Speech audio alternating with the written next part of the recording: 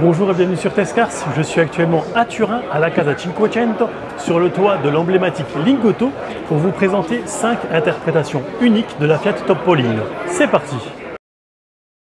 4 d'entre elles sont conçues par le Centro Stile de Turin, inspiré par les créateurs de Disney, et la dernière avec la participation du maestro Giorgio Cavazzano, l'un des plus célèbres dessinateurs de BD de Disney, lequel a entièrement conçu une toute nouvelle Fiat Topolino pour célébrer le 100e anniversaire des studios Disney.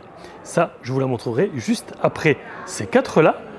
On commence avec celle-ci, qui est l'Abstract, avec une tête de Mickey, un papillon à droite. Alors il faut savoir que ce n'est pas de la peinture, c'est du wrapping, comme de l'adhésif. On poursuit ici avec la version historicale. Pour info, ce sont des modèles uniques, donc il n'y en a que 5 qui existent. Néanmoins, Fiat réfléchit avec Disney à commercialiser certaines de ces versions. On arrive sur la version moderne, avec le M de Mickey repris sur l'intégralité quasiment de la carrosserie.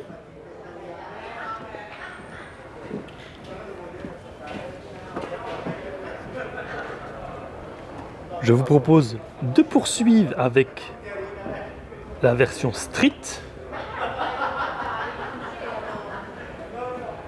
avec un semblant de tag de graffiti.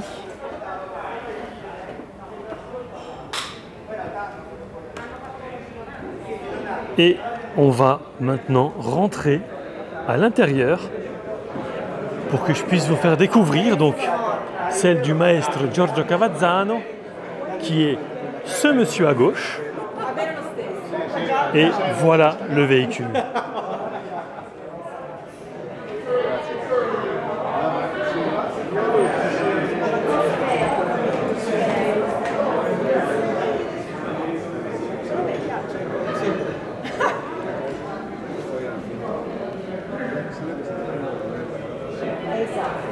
Dans les années 1930, Mickey Mouse débarque en Italie sous le nom de Topolino.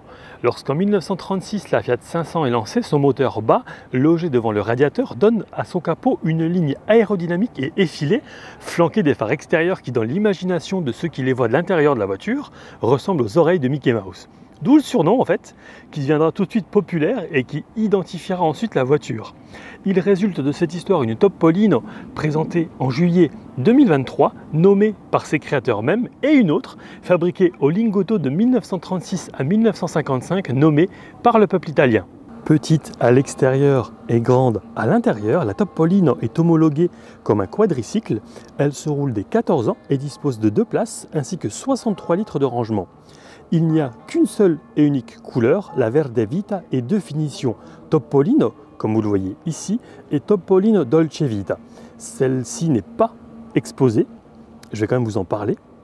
Les 2 versions, au niveau du design, disposent de détails chromés, comme un anneau de cerclage, sur bouclier avant et arrière, des enjoliveurs exclusifs, un pare-soleil réduisant l'éblouissement en cas de forte luminosité, comme aujourd'hui par exemple, des rétroviseurs vintage qui rappellent un petit peu les oreilles de Mickey, le drapeau évidemment italien, et on passe à l'arrière avec un porte-bagages possible.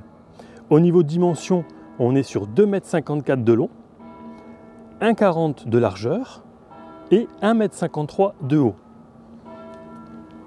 Elle est chaussée de pneus 14 pouces et pèse 487 kg à vide. Si la base technique est similaire à celle de la Citroën Ami, il faut reconnaître qu'elle a quand même une bouille beaucoup plus élégante, plus italienne dirons-nous.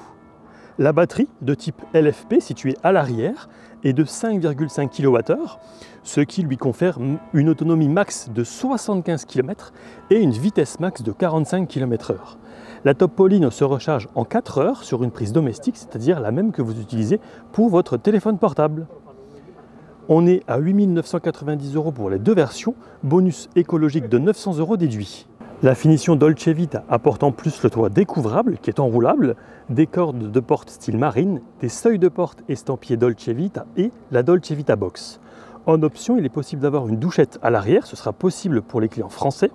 Et parmi les 5 accessoires possibles, il y a un sac de voyage, un ventilateur USB, une enceinte Bluetooth, une gourde isotherme et 2 housses de siège se transformant en serviette de plage.